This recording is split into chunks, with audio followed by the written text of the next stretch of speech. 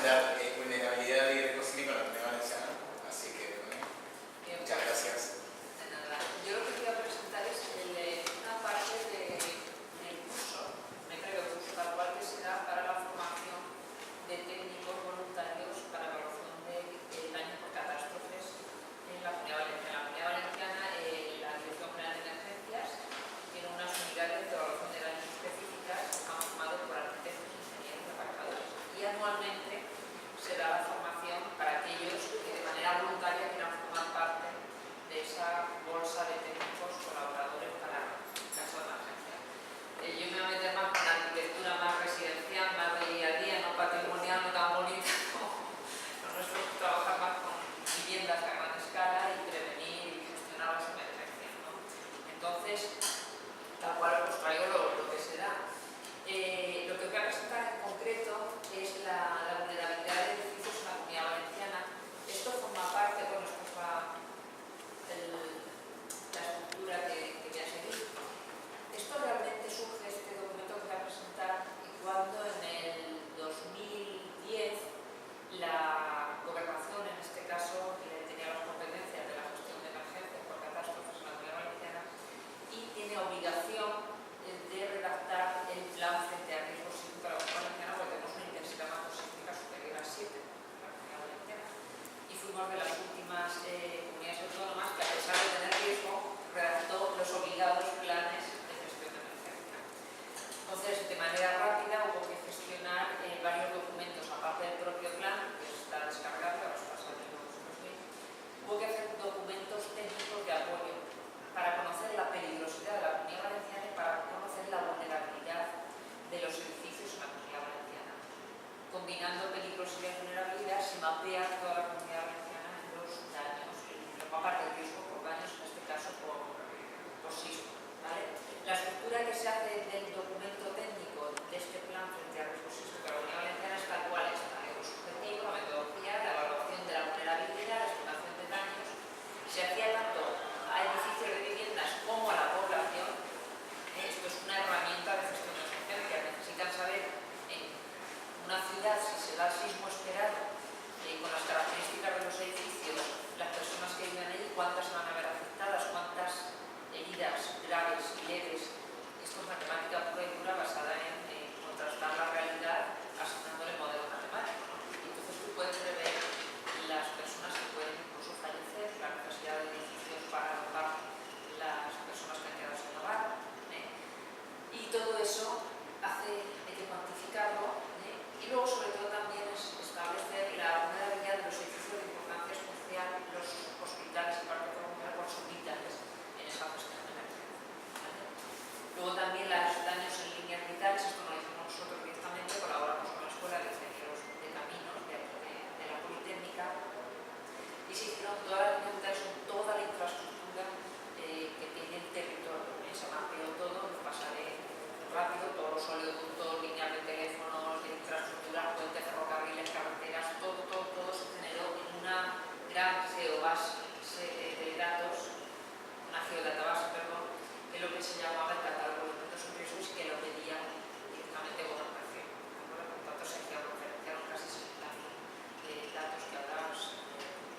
Todo eso es propiedad ahora mismo de la Generalitat Valenciana, que son los que tienen todas estas databases y en caso de urgencia se movilizan y utilizan toda esta información. Parte de ella está publicada, lo que deja la Generalitat, en el propio plan que os enseñaré ahora mismo, ¿vale? Bueno, esto ya es lo que ya lo he dicho los antecedentes, la directriz básica obliga a hacer esos planes especiales cuando tenemos necesidades superiores o iguales a grado 7 con un periodo de 2 años. Y por eso en el decreto 44, si os interesa, es el que se aprueba en la Comunidad Valenciana el plan frente al riesgo sísmico.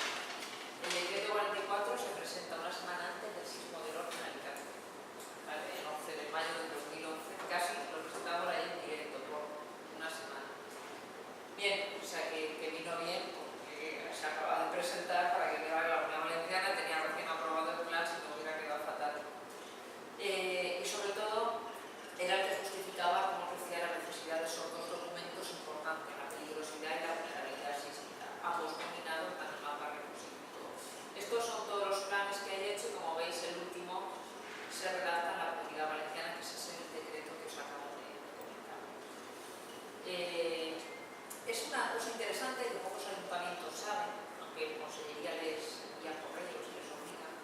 ese decreto exige en su capítulo 4 que todos los municipios con intensidades macrosísmicas iguales o superiores a 7 deben hacer un plan de actuación municipal. Entonces, lo que yo quiero presentar es genérico para todo el territorio y lo que, partiendo de esos datos generales, cada ayuntamiento debe hacer un ZUB de igual forma que se ha hecho esto, vulnerabilidad, peligrosidad, notificación, deben hacer ese ZUB barrios por zonas, quieran, pero están obligados a hacerlo.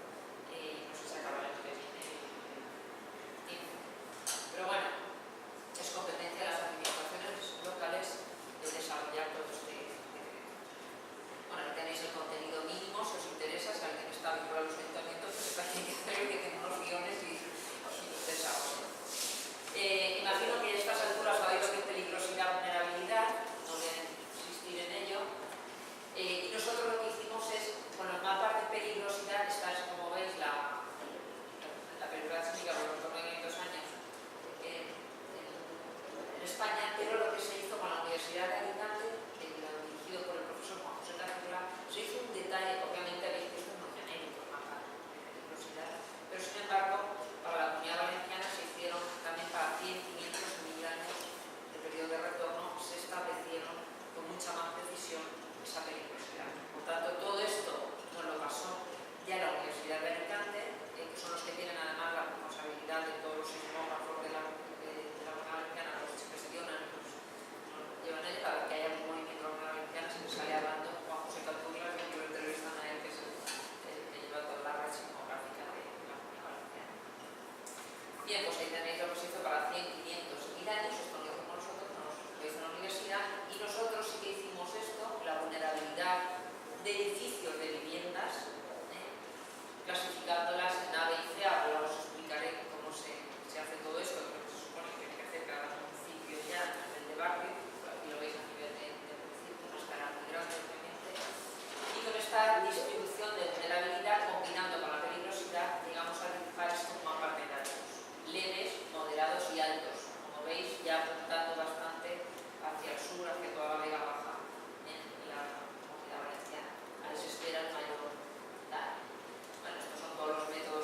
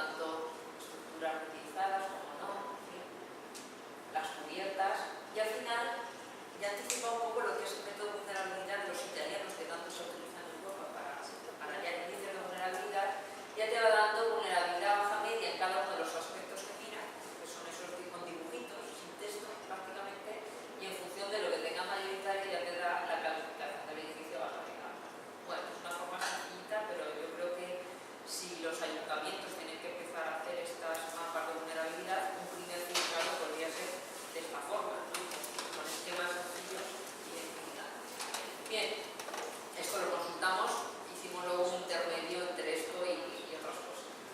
La edad del edificio fue fundamental para caracterizar el parque. Construcciones más antiguas eran más vulnerables y en la medida que va apareciendo normativa sismo-resistente, obviamente serán menos vulnerables.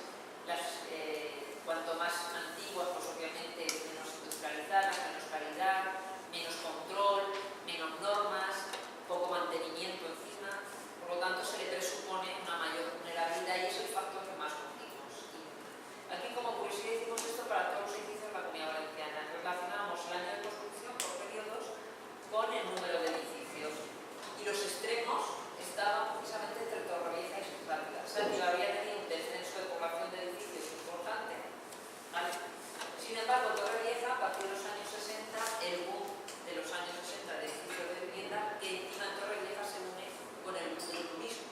Si recordáis el 1, 2, 3, los que sois aquí más mayores, el concurso 1, 2, 3, ¿cuál era el premio más importante? La Ruperta era lo peor y lo mejor era el apartamento en Torrevieja. ¿Verdad? ¿No os acordáis? Bien, pues obviamente ahí, fijaros la velocidad de construcción y toda esa velocidad, las calidades y todo lo que he inducido y lo que va a caer ahí, porque encima Torrevieja es la población de la Comunidad Valenciana que más intensidad macrosísmica tiene. O sea, se ha juntado todo ahí, ¿vale? La altura del edificio no la consideramos, sí, los edificios individuales, pero no los de vivienda, porque al final, aunque las ciudades Valencia y Alicante pues tener edificios más elevados, pero la verdad es que la Comunidad Valenciana, cuando coges todos los municipios, tiene una marcada horizontalidad y rara vez la media por encima de todo. Por tanto, para estudios generalistas no se cogió, y la localización sí que se vio que en ámbitos más rurales se construía de una manera con más vulnerabilidad que en las zonas más ubicadas en entornos urbanos más ciudades. Esto es lo que nos atrevimos a hacer como primeros tipos, basándonos mucho en los registros que tiene la Generalitat de edificios, ¿vale? Entonces, tipos F1 y F2 eran de fábrica, que se les asignaba esa vulnerabilidad A o AB, en función de los muros si estaban en seco o no. Mixtas, nos hemos dado cuenta que la Comunidad Valenciana hay muchas mixtas, sobre todo en los años 40-50, hasta que entran bien en las estructuras porticales de hormigón. En los años 60 se trabaja bastante en los años 30 y los años 50, mezclando estructuras murales y porticadas, hasta que ya claramente se implanta la hormigón armado en los años 60-70 y prácticamente lo construimos ahora de forma mayoritaria. Pero bueno, dentro de las estructuras porticadas de hormigón no es lo mismo se establecen estos periodos, sobre todo periodos conforme iba apareciendo normativa en cálculo estructural y sobre todo normativa en sismo resistente, y luego las de acero. Bien, deciros que de todas las vulnerabilidades solo se consideraron realmente construidas hasta el 2001, que es el ámbito que se coge, que realmente había datos en el 2001, realmente se descartaron vulnerabilidades la E y la F. Aquí se hicieron unas fichas identificativas que nos pedía información. ¿Para qué? Pues para que si los técnicos tienen que de manera rápida evaluar vulnerabilidades, poner unos ejemplos. Siempre está claro que cuando tú ves ejemplos es más fácil comparar y, por ejemplo, pues en las casas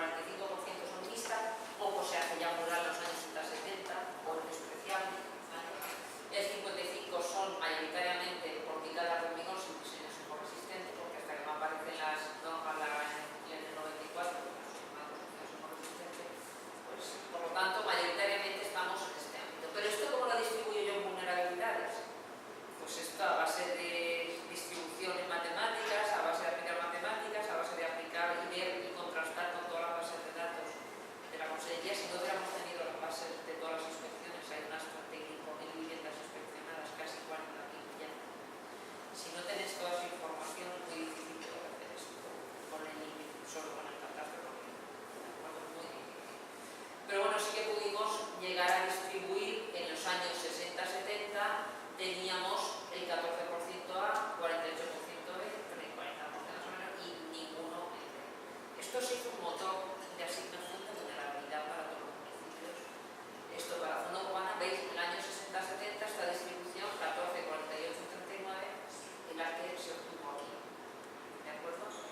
Y esto es lo que asigna vulnerabilidad. Y derivamos este motor de asignación de vulnerabilidad. ¿Cómo funciona esto? Bueno, esto es lo mismo representado en... Esto es exactamente lo mismo, pero sí que se ve cómo evoluciona con los años y la A, obviamente, mayoritaria de la vulnerabilidad A, luego la B empieza a ser mayoritaria en este periodo, la B empieza a ser aquí y obviamente la D prácticamente no existe. Pero bueno, nos va haciendo esos repartos, nos van dando información de cómo está distribuido la vulnerabilidad.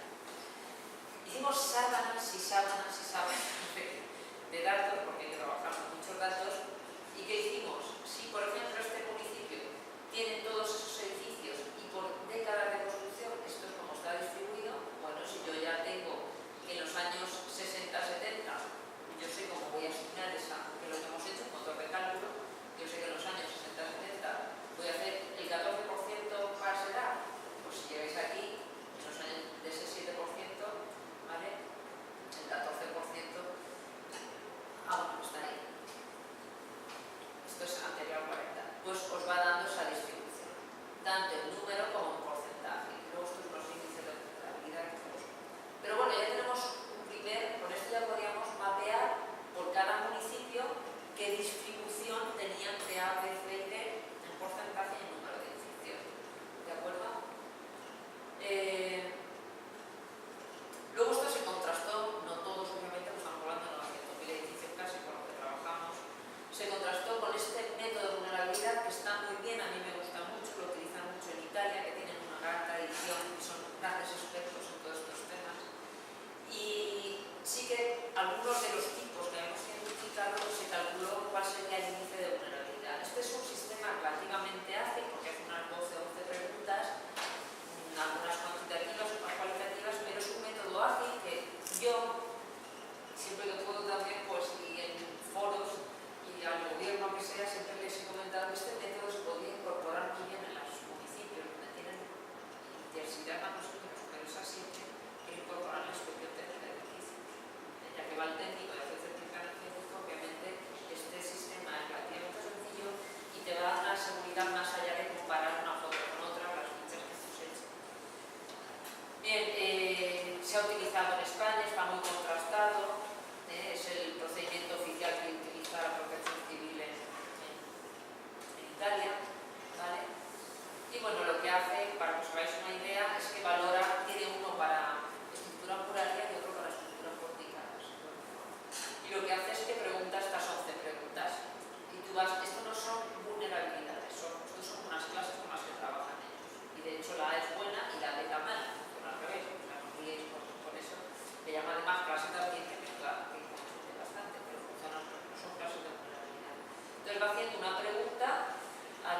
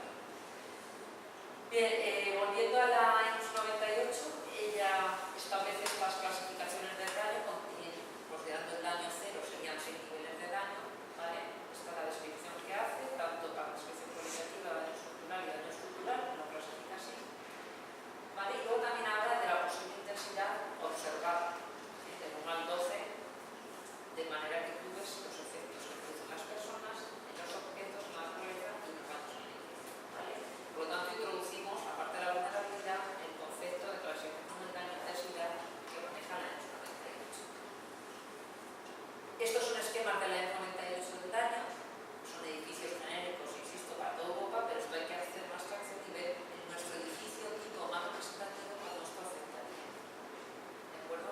Estos son los 5 niveles de daño, como veis, estructuras murarias, pero tiene también las estructuras porticales. Esto llevándolo a nuestras estructuras murarias, mayoritariamente las tenemos en las poblaciones, viviendas familiares, dos alturas, las típicas.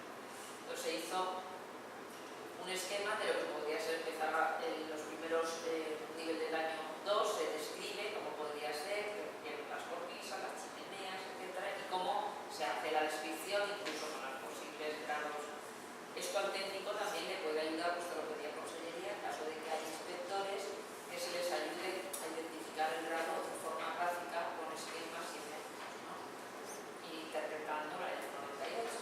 Estos son ya edificios de Murcia, porque el firmo de Lorca ha sido más relevante, pero Murcia tiene continuamente colores. Entonces, como veis, pues son ejemplos. Lo que sería el daño 3, cuando empiezan ya a aparecer las clásicas X, se empiezan los hastiales, los medianeros bajo las cubiertas empiezan a caer, ¿vale? Se describe los daños estructurales no estructurales, tal como dice la E98, se explican esto. Y aquí tenéis fotos reales de edificios otra vez de mayoritariamente de siempre ocurre esto aquí. ¿Veis? En estructuras murallas y luego ya lo que sería un daño 4, ¿veis? Ya empiezan a desprenderse, a proyectar hacia el exterior, parte del muro de fachada y no. Y ya y el caso ya de.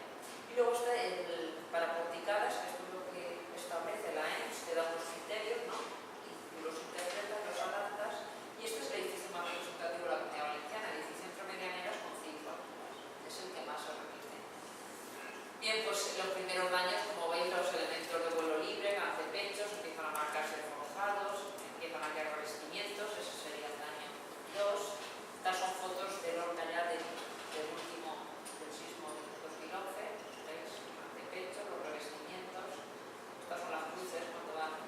Esto, de hecho, no había procedimientos, desde el primer día era un caos. Al principio había 4 colores, ¿sabéis lo de los colores? ¿No? Se utilizaban 4 colores, luego se dio cuenta 4 colores al cabo de 2 días se hicieron 3 colores, luego revisaron otra vez, porque es mejor el código semáforo, ¿no? Amarillo, verde, rojo. Bueno, había negro, al principio se tuvo que quitar el negro, en fin. Si es una cruz, si es un círculo, si es una raya, todo eso si no está escrito y los técnicos que hacen cursos no lo saben, improvisar sobre la marcha y se inventaron ciclos sobre la marcha. O sea que, todo esto son protocolos que tienen que estar aprobados, se sabe dónde tienen que estar colgados y dispuestos para el caso. Entonces ahora en la Comunidad Valenciana sí que están descargables, accesibles y hay el listado de toda la gente que puede. Bueno, pues hay los bomberos tirando todos los antepechos. Recordáis que en Lorca lo que más normalmente van estos elementos, no los edificios al caer. Bueno, con más intensidad ya empiezan a aparecer las clásicas X en fachadas, diferencial de altura, volúmenes marcados, traqueteo de los cuerpos a distintas alturas, más daños, ya empiezan a proyectarse fachadas al exterior, mayor medida, y bueno, es todo lo que ocurre cuando todas esas fachadas antepechos empiezan a caer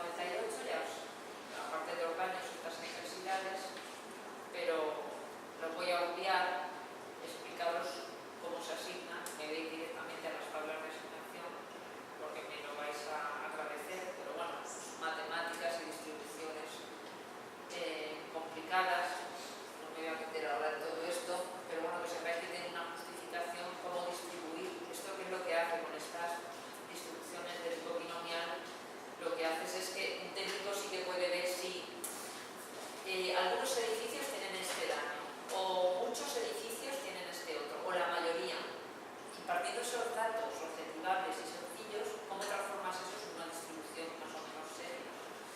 Entonces, esto te lo propone la EF 98. Te dice, pues asigna el 10, el 35, el 80. ¿Por qué son esos y no otros? Bueno, los señores que han hecho la EF 98, todos esos valores, imagino, están justificados. Y luego te dan también los intervalos que se pueden mover, para lo estático. Bien, con todo eso hacen distribuciones. Me voy a ahorrar todo esto. ¿Vale?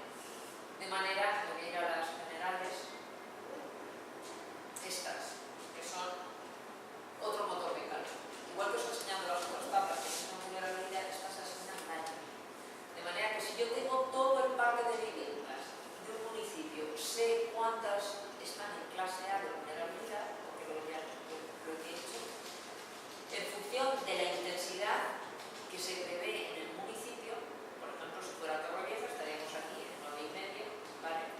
En función de esa intensidad, estas matrices de probabilidad de daño que las propuso Chávez en el 98 y están utilizadas en Andalucía, se han utilizado en Italia, están muy contrastadas y ahora mismo se utilizan bastante sancionadas y validadas con suficientes garantías, pues te da esta distribución. ¿Qué quiere decir?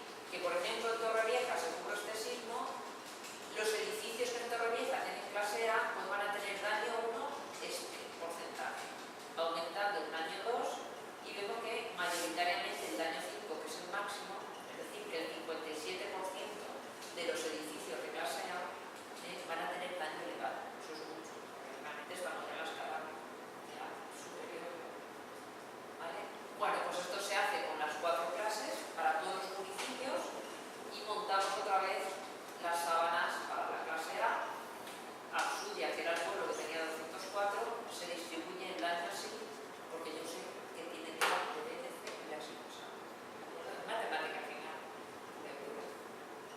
Y todo esto se normaliza también, porque hay poblaciones de 100 personas y poblaciones de 800.000 personas. Entonces, todo eso hay que normalizarlo, no tiene lo mismo.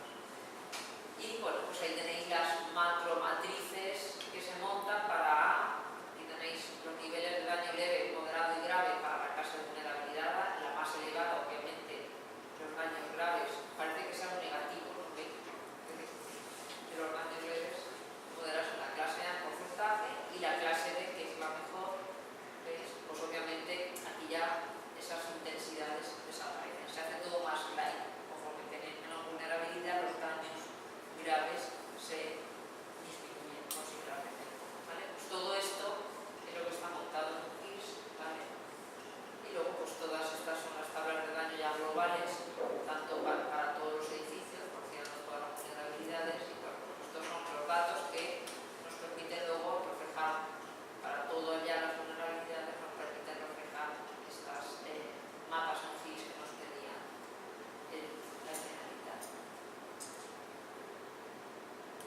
Bien, bueno, ya os he ido dando más o menos conclusiones, el porcentaje de daño así, el 58% de los edificios de la Comunidad Valenciana en general no experimentarían daños ni moderados ni graves. Gracias a Dios somos una zona sísmica, altamente sísmica, tenemos una vega baja y eso pues obviamente se va reflejando en el valor medio de Alicante es el 43% del daño medio y el 55% para Valencia, por ejemplo. Pero bueno, ahí tenéis algunas de las conclusiones. Y luego está muy interesante, en la Private Technology Council, la TC13, nos permitía, es triste que estos números, en función del daño de los edificios, cuántos heridos, leves, graves, fallecidos vas a tener. Es verdad que esto se utiliza en Estados Unidos, pero son gráficas, son tablas, fórmulas que se han utilizado también para Europa. Las construcciones sabemos que no son tal cual, no se puede extrapolar, pero bueno, sí que se están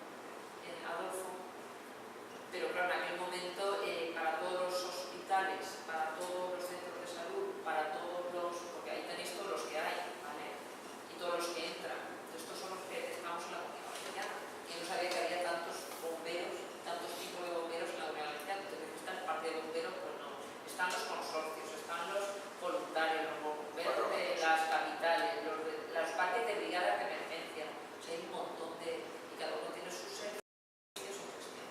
Por tanto, total, que había bastantes edificios y como tampoco tuvimos tiempo, lo ideal es esto, es hacer un estudio de ese tipo, ya si vas a tener 40 edificios, es para hacer un detalle. Pero bueno, lo que se hizo más o menos es aplicar las mismas matrices, pero ya con las alturas, porque sí que era fácil asignar alturas, ¿vale? Y bueno, se establecieron unos tipos de daño y se asignaron, se conformaron, se enseñaron unas matrices más o menos similares a las de Chávez, pero para esto. ¿Todo esto para qué? Al final lo que interesa a estos edificios, no voy a variarlos con más números, lo que interesa era poner unos modelos de daños que evaluaran la habitabilidad y la operatividad. Es decir, a mí, un edificio que es un hospital o un parque de bomberos, me interesa el estado del edificio por sí, si va a ser habitable y sobre todo si va a estar operativo. ¿Vale? De manera que si el modelo de daño que resulta de ese edificio es un 4, ni vas a tener el edificio operativo ni habitable. Por lo tanto, y eso lo debes saber. Además es que con la geodatabase, porque no la tengo aquí, pero tú puedes poner el sismo de Torrevieja no incide. Y ya te va dando todos los resultados y te va dando de todos los parques de bomberos que te van a quedar operativos, los que no.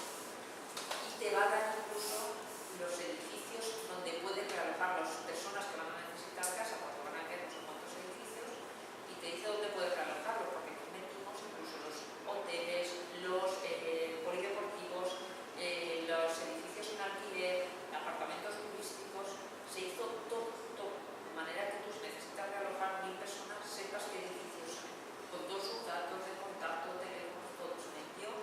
Para gestionar la emergencia necesitabas toda esa información que nos costó muchísimo, porque son entidades que no se llevan bien unas con otras, unos líos. Bien, estos son los tipos de daño, de cómo se justificaban. Y ahí tenéis, por ejemplo, los hospitales en la Comunidad Valenciana, el que peor salía, un M4, que tenemos ahí precisamente en Ontenien, que creo que debe ser una noticia para un hospital nuevo, porque me acordé de algo mejor, porque tiene el modelo de daño en 4, si ocurre un Ontenien del sismo operado, se queda sin el hospital. Pues hay que saberlo, es un edificio de altura de los años 30 o 40, y era un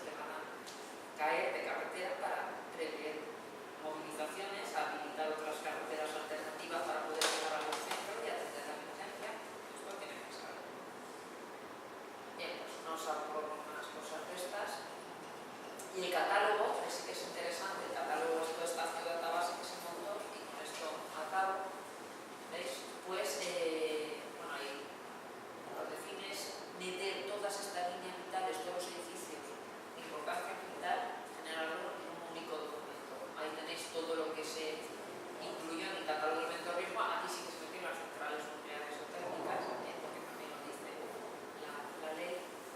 Y bueno, en total, todo esto es lo que aparece en el GIS que se generó, ¿vale? Todos los tipos de datos con los que se trabaja, toda esta geodatabase. Obviamente, esto te da una agilidad hacer números y prever y ver qué es lo que puede pasar, hacer simulaciones. Es un motor potente. Pues ahí, más o menos sabéis lo que es un GIS, funciona como tocar con capas y que tienen información tanto gráfica como texto. Todas estas Excel que hacíamos luego se incluían en esa geodatabase, que lo que permitía al final dibujar y bueno, pues ahí tenéis toda la estructura de la geodatabase actual y pues tenéis todo. Ahí tenéis toda la red de autovías locales, municipales, obras de servicio y construcción. Todo esto en teoría se tiene que analizar y actualizar pues, cada cierto tiempo. Pues parece que lo que nos han actualizado desde 2012, en teoría por lo menos cada 5 años actualizarse. No sé qué es lo que pretende la Consellería con todo esto, pero es una pena porque es una labor importante, ¿veis? Con todo, oleoductos, todos los parques de bomberos, y además que tú consultas ahí te da toda la información, hasta los teléfonos, los datos de los edificios, todo es una labor de recogida de datos y de volcado de datos y identificar y gestionar datos importantísimo. Pero bueno, esto ya por más o menos las reflexiones finales, yo insisto mucho en la falta de datos. Si no sé, hay datos que no se hacen las ITES. La importancia también de hacer microzonaciones, por esto no es lo mismo, en una misma población puedes tener zonas mucho más sensibles porque tengas terrenos blandos que te puedan acelerar el impacto, el efecto del sismo. Entonces se está trabajando, yo sé, desde la Universidad de Alicante en hacer todas estas zonificaciones mucho más detalladas de terrenos generales, porque lo que hicieron fue muy generales tener en cuenta sector de sitio o se tuvo muy por encima, y esos son, insisto, ya estudios detallados por municipios, por barrios que hacen falta. Este también es importante, propuse hacerlo, las mapas risosistas. ¿Por qué? Pues porque que tú en Torrevieja ocurra ese sismo, ¿cómo le afecta a los de alrededor? Y no tiene que ocurrir el sismo de 9,5, puede ocurrir uno de 8, ¿no? Nosotros siempre preveemos la situación peor, la más desfavorable, pero debería implementarse para casos intermedios. ¿Qué pasa si ocurre de 8? No te puede ocurrir siempre de 9,5, ¿no? ¿Qué pasa si ocurre de 8 en esa población y las de alrededor? ¿Cómo se...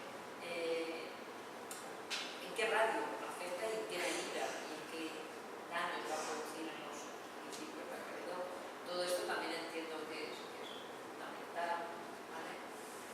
Y luego, para que tengáis una idea, pues por ejemplo el terremoto de Lisboa, esto es un mapa disosista de lo que os estoy diciendo, ¿vale? Puede afectar mucho aquí, pero con una intensidad elevada, ¿vale? Está con una intensidad 10 de magnitud 8,5 el famoso terremoto de Lisboa, pero bueno, se llegó a sentir.